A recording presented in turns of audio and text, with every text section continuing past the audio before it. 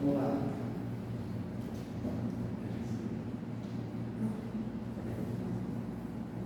As primeiras reflexões aí para a gente já criar uma provocação e entrar no contexto da fala. Como é que a gente consegue explicar, né, a ingratidão dos filhos e como é que a gente consegue conviver com isso? Como é que o Espiritismo lida com esse tipo de coisa? Como é que a gente pode compreender, aceitar e conviver com essa questão de abandono de crianças, abandono de pais, né, dos nossos idosos? Eu não sou idoso. Como é que a gente explica essas relações que a gente vê, às vezes, muitas vezes dentro da própria família, mas pautadas por ódio, por desprezo?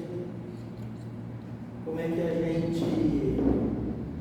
É uma coisa que eu pergunto sempre, mas é uma coisa que todo mundo dá risada quando eu pergunto, porque por que a gente cai sempre nas mesmas pessoas, nas mesmas situações? Se a gente sabe que a pessoa é como é, por que a gente ainda se magoa com os atos dela? São um monte de reflexões que a gente faz e que, felizmente, o Espiritismo acaba nos ajudando a compreender essas coisas. Não deveria ser motivo de surpresa para nós as reações das pessoas. Por exemplo, laços de consanguinidade, laços de família, pedem que o amor esteja presente. Vocês concordam comigo? Concorda, faz assim. Não concorda, faz assim. Pede, né? Automaticamente pede. Cara, como é que o pai não gosta do filho, o filho não gosta do pai, o filho não gosta do irmão, o filho não gosta da mãe? Isso geralmente nos choca. E a única explicação que a gente vai encontrar é na forma que a gente vai interpretar o Espiritismo, né? O Espiritismo nos traz as explicações necessárias. O primeiro aspecto dele é que, num contexto familiar, nós temos 3 categorias de espíritos. Espíritos afins, que se gostam, que simpatizam um com o outro e querem reencarnar junto. Mas o fato de você querer reencarnar junto não quer dizer que de vez em quando você não vai discordar do outro. Porque você é um indivíduo que tem o seu próprio pensamento. E o próprio Evangelho, colocado por Jesus, ele fala que quando a gente realmente entende a letra da lei, filho se volta contra pai, pai se volta contra irmão. Mas Jesus estava dizendo que os laços de família não valem nada? Não. Nessa fala, Jesus está dizendo que em um determinado momento da nossa trajetória, que a gente tem que fazer valer a nossa opinião. Uma vez que eu adquiro uma abertura de consciência, uma vez que eu assimilo um conteúdo, eu vou passar a me comportar com aquele novo entendimento de vida que eu tenho. Porque cada um tem a sua própria consciência. Eu tenho que viver com as minhas decisões. E cada um de nós tem que viver com as suas próprias decisões. Então não adianta eu seguir a cabeça do outro, porque é a minha consciência que vai me condenar, se eu já sei que aquilo que eu estou fazendo não é, que está contrário ao que eu acredito que eu devo fazer. Então quando eu começo, é o que eu chamo de boa armadilha do cristianismo, o Espiritismo, como é fundado em cima do cristianismo, ele também traz essa boa armadilha chamada dor de consciência. Toda vez que eu assimilo um conteúdo de coisas que eu deveria começar a colocar na minha vida, eu me obrigo, não é ninguém mais, é eu me obrigo a fazer aquilo que eu acredito. Seguindo a fala do Evangelho, seja teu, eu posso dizer sim, sim, não, não. Você quer seguir um determinado caminho, você vai seguir, independente de quem queira ou não caminhar ao teu lado. Então não se está falando de desunião, de disfunção de uma família. Está se dizendo o seguinte: evoluir é uma tarefa individual, eu não transfiro a tarefa da minha evolução para ninguém. Ela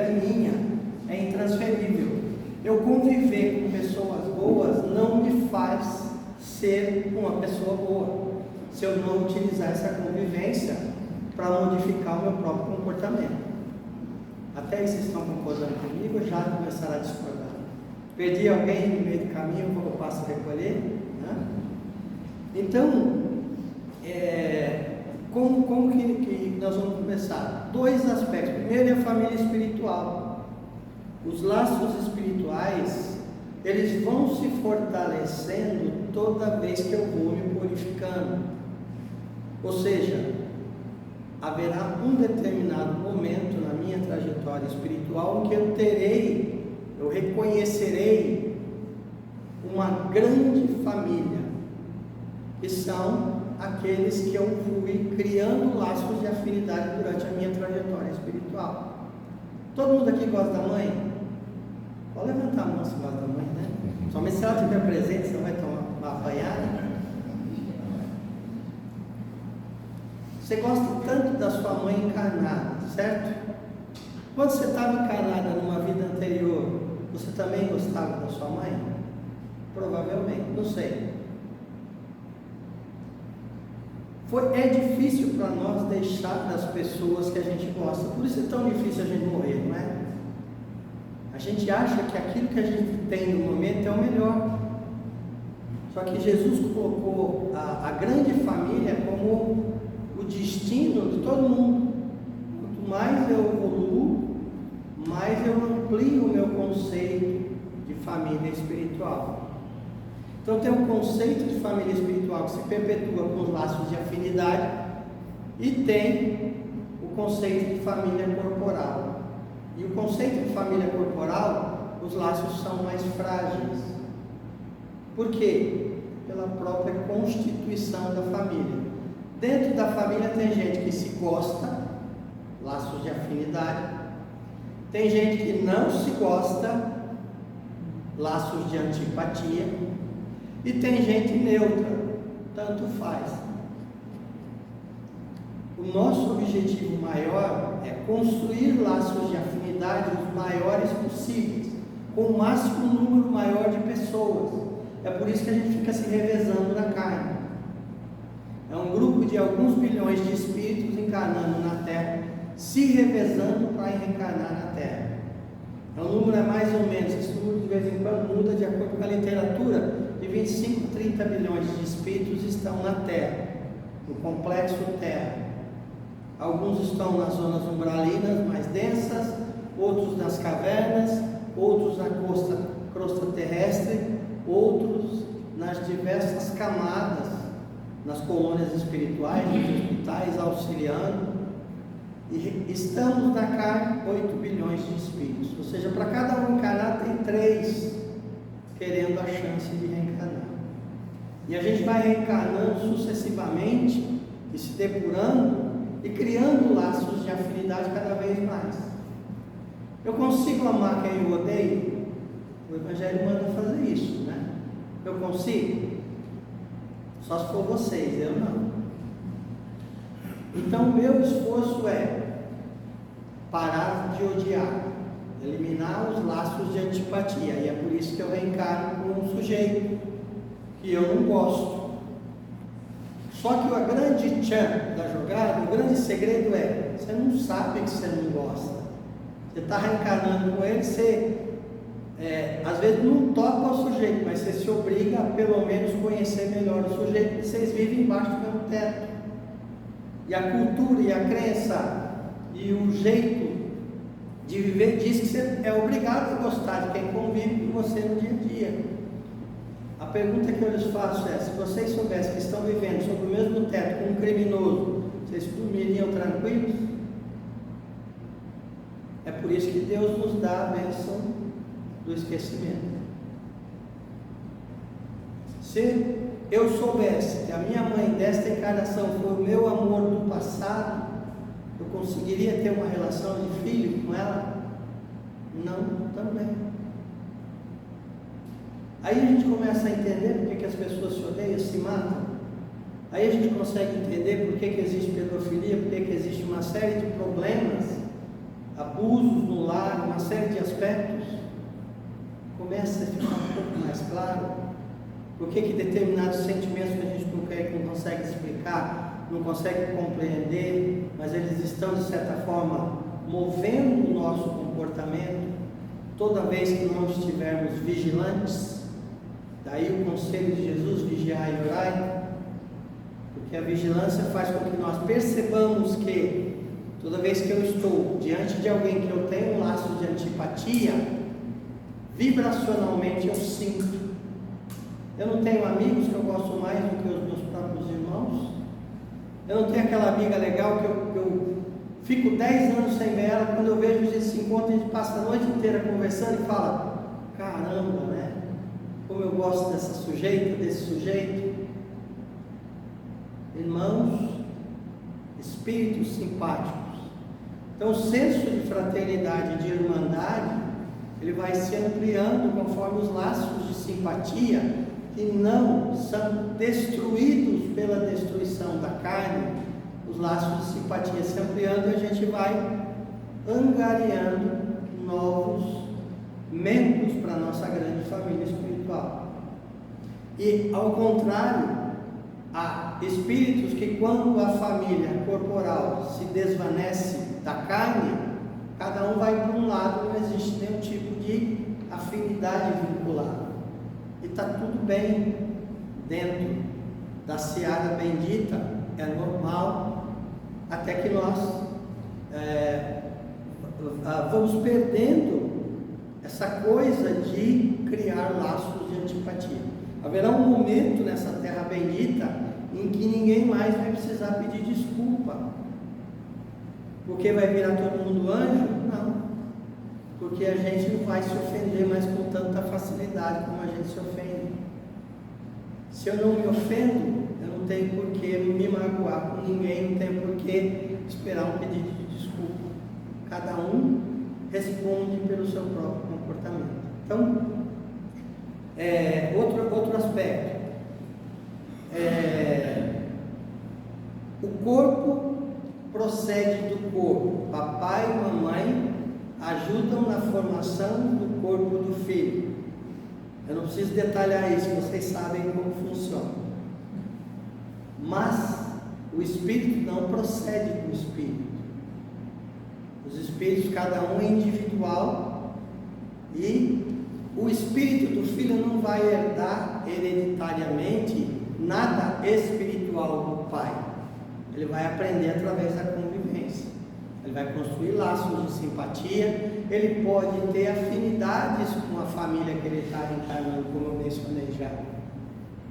Mas a única coisa hereditária aí está na carne, está no planejamento reencarnatório, onde a gente já aprendeu com André Luiz, no nosso lar, mensageiro da luz, missionários da luz, mensageiros, que às vezes até o óvulo, o espermatozoide específico, com uma carga genética necessária, é escolhido para fazer uma fecundação. Aí a contribuição da mamãe, a contribuição do papai. Mas o espírito é atribuído para um corpo através de um comando de Deus, cujos signatários e cujos intermediários são os espíritos que coordenam os processos reencarnatórios. Então o pai, de certa forma, vai ser o quê? Um tutor. Mas lembra que a gente se alterna. Hoje eu sou pai, amanhã eu sou filho daquele espírito. Qual é a proposta? É eu criar laços de pai que são diferentes dos laços de filho. É aprender a amar, como eu gosto de brincar, em 360 graus, de todos os lados, onde em determinado momento eu não tenha mais nenhuma condição, eu não coloque mais nenhuma condição para que eu possa amar aquele espírito. Eu amo porque eu amo. Não importa o que ele faça para mim, não importa o estado evolutivo que ele esteja ou o meu, eu amo porque amo. E quanto mais alto na escala evolutiva eu for galgando, maior é o meu entendimento acerca disso. Menos eu cobro das pessoas aquilo que eu sei que é minha obrigação oferecer. Jesus não fala que é ao contrário, Eu ofereço aquilo que eu quero. É mais ou menos isso que Jesus disse. Se você quer paz, oferece paz. Se você quer alegria, oferece alegria. Se você quer amor, oferece amor. Porque ao contrário de bens materiais ou de aspectos materiais, tudo aquilo que eu quero angariar em virtude, eu preciso oferecer para ter. Parece paradoxal. Porque nós somos muito matéria, muito acostumados com a matéria. Eu preciso ter a posse de algo antes de poder oferecer para outra pessoa. Mas o amor e qualquer virtude, eu só vou ter se eu oferecer. Se eu me esforçar para criar dentro de mim aquilo para oferecer para o outro. Aí eu tenho. Porque o amor que eu dou, ele não se esvanece, ele não se esvai. É uma fonte inesgotável de amor, de virtudes. Esse é o lado Deus nosso. Quando Jesus diz, vós sois deuses, esse é o nosso lado divino. É uma fonte inesgotável de amor. Quando a gente entra em contato com o nosso verdadeiro ser, é isso que nós vamos encontrar. E aqui eu falei agora há pouco, a família corporal é feita de espíritos simpáticos, neutros e antipáticos. E o desafio constante é buscar ir anulando os laços de afinidade, de antipatia, e construindo laços de afinidade. Ou seja, deixo de odiar, passo a buscar compreender o irmão através da compreensão de mim mesmo. Quando eu reconheço a minha própria inferioridade, eu passo a reconhecer a inferioridade das outras pessoas. Quando eu adquiro a consciência de que eu mereço perdão, eu passo a oferecer o meu perdão para o outro. Quando eu crio o conceito de que eu mereço compaixão, a compaixão passa a existir nos meus dias para oferecer para as outras pessoas também. Não é que seja uma obrigação, da forma que Jesus colocou, é assim, é o nosso destino irrevogável. Porque a partir do momento em que eu adquiro uma virtude, essa virtude naturalmente me faz mudar o meu comportamento. E as outras pessoas se beneficiam dessa minha modificação. Aí, mais algumas explicações. Aí, Emmanuel disse, dentro do Instituto Doméstico existe uma organização de origem divina, e é o planejamento reencarnatório, planejamento feito por Deus, por coordenação de Jesus aqui no planeta Terra, e coordenação de todos os espíritos benevolentes que trabalham em prol do nosso planejamento de reencarnação. A gente não está aqui aleatoriamente, né? A gente não é filho bastardo. Existe todo um controle, uma programação para que a gente venha até a Terra e exercite determinadas coisas para construir virtudes e destruir coisas em nós, desconstruir coisas em nós que a gente já reconhece que já não cabe mais para o nosso projeto de perfeição. E veja, eu tenho falado aqui, ninguém vai me cobrar a perfeição. Quem vai cobrar a perfeição de mim sou eu. Quando eu não tenho consciência, determinação divina vem e me coloca no prumo, através de um processo de dor, através de uma reencarnação compulsória, através de um processo expiatório. Mas enquanto eu estou consciente, quem está comandando o processo sou eu. Porque a virtude adquirida me força, me faz, né? Porque não é um forçar, me faz mudar o comportamento e oferecer o meu melhor para as pessoas. Aonde aquela virtude está instituída, ela vai construir um bom comportamento. Aonde os vícios ainda predominam, eles vão construir um comportamento inadequado. Quando eu percebo, eu trabalho para modificar. Naturalmente, através da culpa, através dos processos de arrependimento que a gente já conhece. Então, ao invés de destruir o conceito de família, o Espiritismo está ampliando esse conceito e explicando E esses laços vão se fortalecer cada vez mais dentro do processo. Eu já falei um pouco assim, como que a gente explica essas tragédias familiares dentro do seio familiar? Os laços de antipatia. O espírito sucumbe a um laço de antipatia, a não gostar de outro. Espíritos se destroem eventualmente dentro do próprio seio familiar, mas o planejamento anterior não era para isso acontecer. O planejamento é para forçá-los a conviver. De certa forma, para esses espíritos antipáticos, reencarnar na mesma família é um processo expiatório, é o determinismo divino. Vocês não querem, mas vocês precisam. Quer ver um exemplo de determinismo divino? Do meu ponto de vista, o mais drástico que se possa acontecer: gêmeos siameses. Dois espíritos que se odeiam habitando o mesmo corpo. Ah, vocês não se gostam? Ah, vocês não se toleram? Agora até para fazer cocô vocês vão ter que negociar. Quer beber uma água? Tem que negociar. Não um quer ir para um lado, outro quer ir para o outro, não dá certo. Eles têm um tronco só. O meu direito de ir está cerceado, eu tenho que dividir e negociar com o outro. Vamos para lá, vamos para lá, vamos para cá, vamos para cá. E aí eu aprendo a conviver com aquele que eu não quero conviver.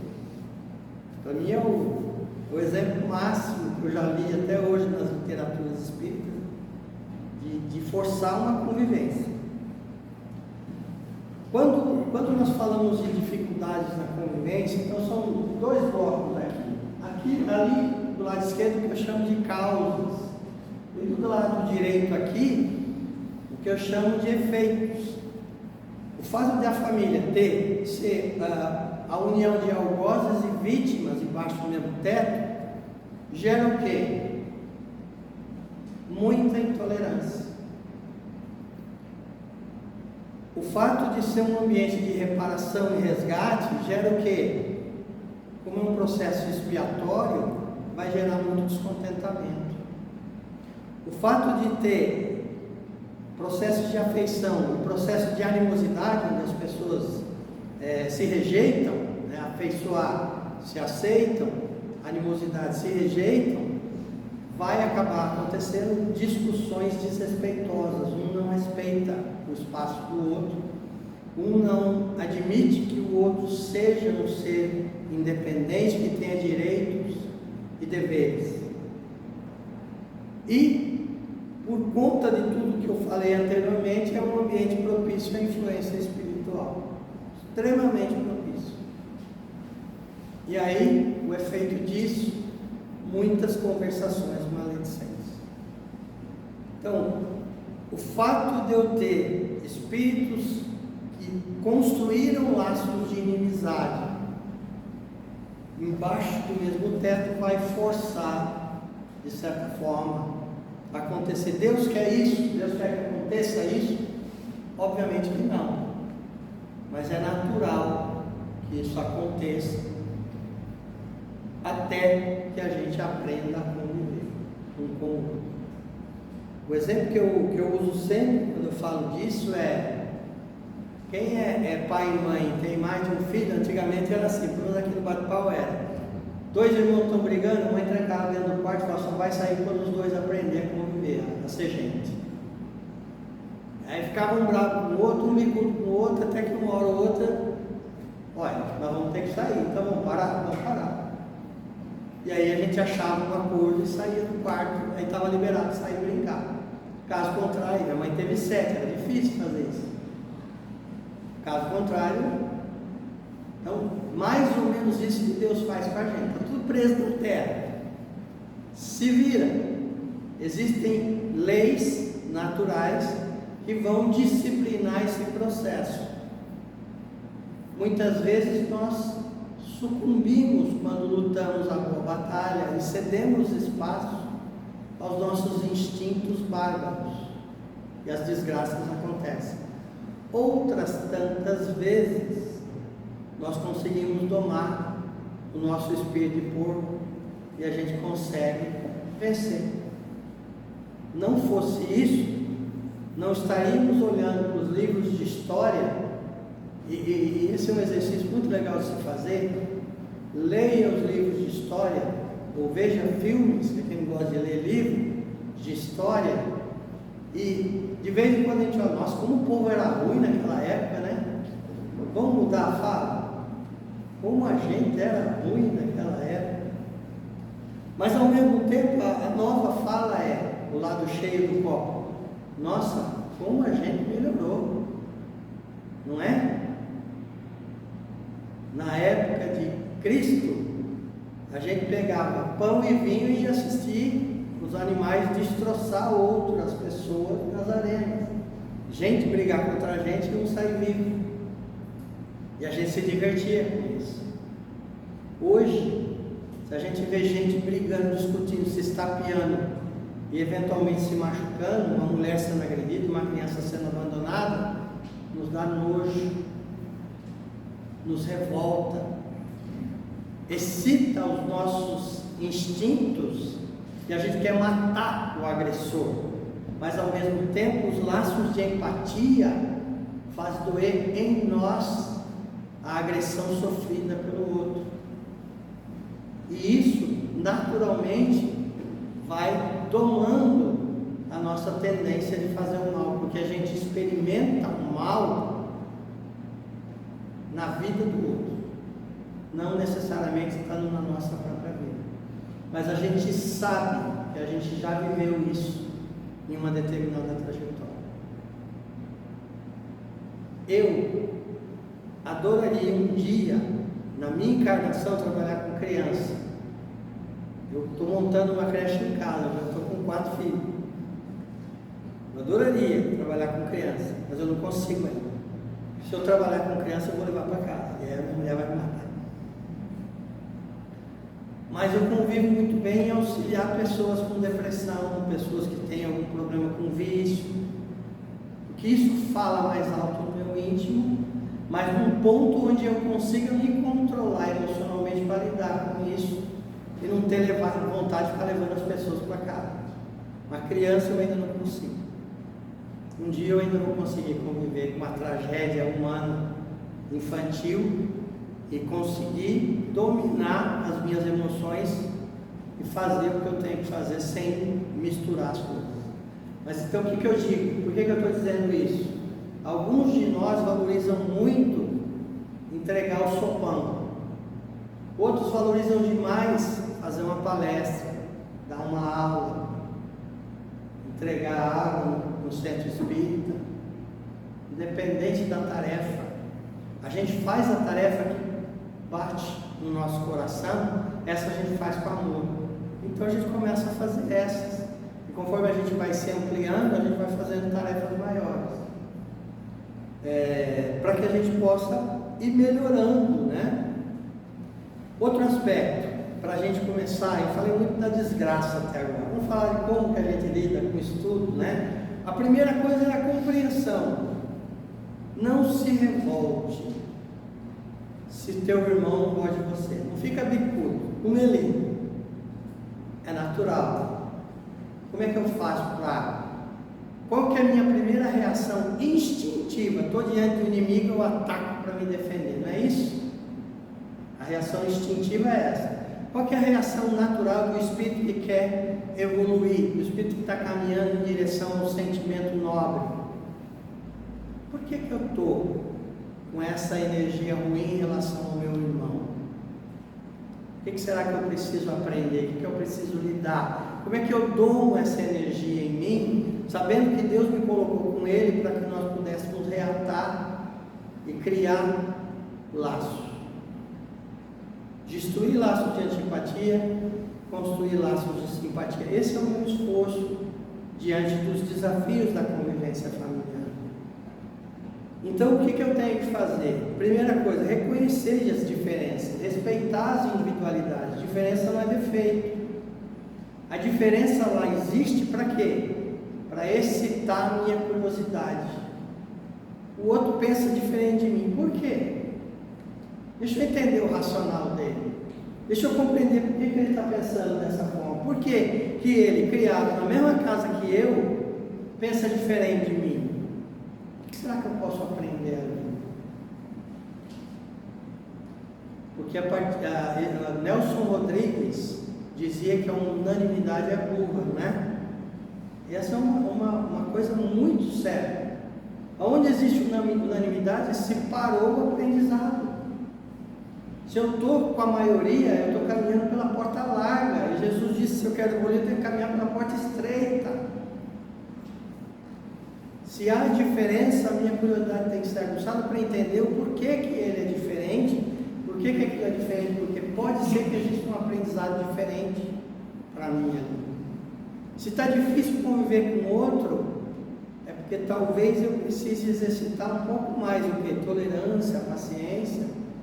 Se eu ajoelhar agora, pedir paciência para Deus, vocês acham que Ele vai me dar paciência? Ele vai me dar chato. Ele vai me dar um bando de gente chata, torrando a minha paciência, provocando esse meu instinto animal, para que eu entenda de onde ele vem e passe a controlar. Nas minhas orações eu peço que Deus não me dê força. Se Ele der força, eu mato um. A gente tem que pedir sabedoria, a gente precisa pedir compreensão, pode pedir paciência, não tem nada, mas aquilo que me falta vai ser testado. Por quê? Porque Deus é sádico? Não. Porque eu preciso desenvolver resistência àquilo.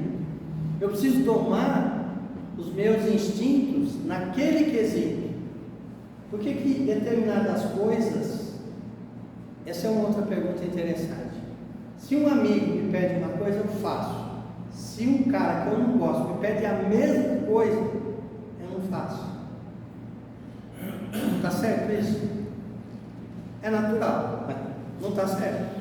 Se é a mesma coisa, eu tenho condição de fazer, eu tenho condição de oferecer. Mas por que os amigos oferecem o melhor e para quem eu não gosto, eu não consigo oferecer o melhor? Está aí a minha oportunidade. Aonde eu descobri esse tipo de oportunidade, eu trabalho em silêncio, não conto para ninguém. Opa, achei um problema aqui, deixa eu lidar. Esse é um processo natural, é pessoal, é intransferível, ninguém vai fazer por mim, é eu que tenho que fazer. Eu convivo com a minha mulher, ela vai para o céu direto, porque ela é uma santa de aguentar eu. Mas eu não vou ganhar a santidade dela só porque eu convivo com ela. Eu vou aprender com os exemplos, mas enquanto eu não aplicar esse exemplo na minha vida, eu não estou evoluindo. Há muitos relatos espíritas, e o tal do Hospital Esperança, já ouviram falar do Hospital Esperança? Do Eurípides Barçanufo, nos livros da Hermance Dufour e tal. Esse Hospital Esperança está cheio de espírita, a gente já sabe disso, foi construído para espírita. Tem gente de outras religiões lá, foi construído para espírita. E alguns relatos lá são de espíritas que, por exemplo, conviveram muito tempo ajudando no sopão e fazendo um monte de coisa legal, mas não fizeram o trabalho de transformação moral em si. Trabalhar na caridade é ótimo, mas qual é o momento que eu trabalho na caridade comigo para compreender as minhas oportunidades de melhorar a mim mesmo? Muitas vezes nós fazemos como fuga. Eu vou cuidar do problema do outro porque eu não quero cuidar do meu. Eu não quero criar dor na consciência de ninguém, tá? Mas eu já falei para vocês, quando eu venho fazer palestra, o meu objetivo é vocês me xingarem quando acordar amanhã de manhã. Se xingou é porque eu fiz o meu papel direito. Desgraçado Sérgio, ele aprontou comigo. Ele botou minhoca na minha cabeça. É isso aí, então parabéns. Porque este é o processo natural. Eu começo a questionar. Há determinados momentos em que eu preciso me desvestir de determinadas crenças que são como aquelas roupas antigas, que já não nos servem mais, mas eu tenho medo de abandonar. Todo mundo tem aqui, pelo vizinho que eu vou ver na plateia, eu vou perceber. Todo mundo tem aqui uma calça, uma camisa que a gente não cabe mais, mas a gente mantém com esperança de um dia voltar a ter aquele corpinho para caber dentro daquela roupa. E vai ser motivo de orgulho vestir de novo aquela roupa. Vai ou não vai? Estou falando sozinho? Não. Porque existe um aspecto em nós, saudosista, Eu adoraria ter a cabeça de hoje, o corpinho de 18, tá tudo certo. Quem também não queria? Estão comigo nessa? Né? Mas o legal mesmo é ter o corpinho de 57 e a cabeça de 57 e honrar e gostar das decisões que tomou, certas ou erradas, elas construíram quem você é e fizeram você chegar até aqui. Lidar bem com o nosso passado. Outro aspecto, e eu chamo de tirar o crachá. Nós somos pais, então nós somos autoridades. Então o meu filho tem que me obedecer e cala a boca. Eu falo tirar o crachá é o seguinte: de vez em quando eu tiro o crachá de pai, e ali eu sou um companheiro de jornada. O meu filho pode ser muito mais velho que eu espiritualmente, e a gente já sabe disso. Se eu tenho muita coisa a aprender com aquela criança que está habitando do meu lado. Ela veio me trazer um monte de desafio, um monte de confronto, e ela veio me levar para um novo patamar. Sendo num patamar de amor, porque o pai e a mãe amam de forma gigantesca os seus filhos, seja na forma do novo homem, né, da nova pessoa que eu desejo ser. Então a gente tem que de vez em quando, sim, exercer, tirar o crachá e ser mais um dentro do lar e falar: o que eu tenho que aprender com as pessoas que estão coabitando comigo. E buscar essas oportunidades. Quem está com a gente está por uma razão. Vamos tentar descobrir qual é, vamos tentar aproveitar ao máximo esses laços que nos foram dados e procurar descobrir virtudes, procurar descobrir coisas boas e também aquilo que precisa melhorar, porque nos nossos filhos também não esqueçamos que somos tutores, nós temos que orientar. E aí eu coloco aqui, uma coisa é mandar. Quando eu mando, eu crio um confronto. Por quê? Porque eu afronto o espírito rebelde que ali existe. A outra é orientar. Quando eu tiro o crachá, eu consigo orientar. Eu diminuo o confronto, o enfrentamento. Esclarecer os nossos filhos sobre o lado B da vida. A gente cria os nossos filhos muitas vezes em bolhas. A gente não quer que eles enxerguem o mal que existe. E aí quando eles crescem e chegam para nós e falam: você que me criou numa bolha, agora eu não consigo me frustrar com nada. Qualquer coisinha que me frustra eu não consigo lidar, não tenho estrutura emocional, não tenho estrutura psíquica. A gente está cansado de ver gente de 50, 60 anos de idade que tem comportamento de criança, que a maturidade não acontece. Então é preciso que também a gente ensine o lado B da vida para os nossos familiares, para as pessoas que convivem conosco, para que eles entendam que isso acontece, que está tudo bem, faz parte do processo. Ensinar a malícia de lidar com essas situações, como que a gente, através de exemplo, através de conceitos, como que a gente lida com essas coisas todas, para que eles aprendam por nós. Porque se eu não ensinar, a vida ensina. E a escola da vida ensina com muito menos afeto, com muito menos amor. Então é importante também que a gente... Outra coisa dentro do seio familiar, a gente tem que exercitar muita compaixão, muita empatia, muita paciência, muito entendimento. E começar a exercer isso através das pequenas coisas, dos pequenos exemplos, para que a gente possa ir exercitando isso com calma e adquirindo experiência para exercitar isso em proporções maiores um dia. Então é entender que esse processo existe, né? E a frase de Emmanuel: toda antipatia, aparentemente a mais justa que aconteça, deve morrer para dar lugar à simpatia. Esse é o viver. A reencarnação serve para isso, para que a gente vá destruindo esses laços. E o conselho de Jesus do Evangelho é: reconciliai-vos o mais depressa possível com o vosso adversário, enquanto estáis a caminho com ele. Que adversário é esse? É o outro, o inimigo do passado, com quem eu criei laço de antipatia? Mas eu tenho um adversário muito mais tinhoso, muito mais perigoso. E não é o demônio, quando eu sou católico, nem o obsessor, quando eu sou espírita. É eu. é o meu espírito, é eu, espírito, que eu, durante o meu processo natural de evolução, durante o meu caminhar, eu criei muita mágoa comigo. E antes que eu comece a exercitar perdão, compaixão, antes que eu consiga me relacionar de maneira natural, inteira com as outras pessoas, eu preciso aprender a relacionar dessa forma, a me relacionar dessa forma comigo mesmo.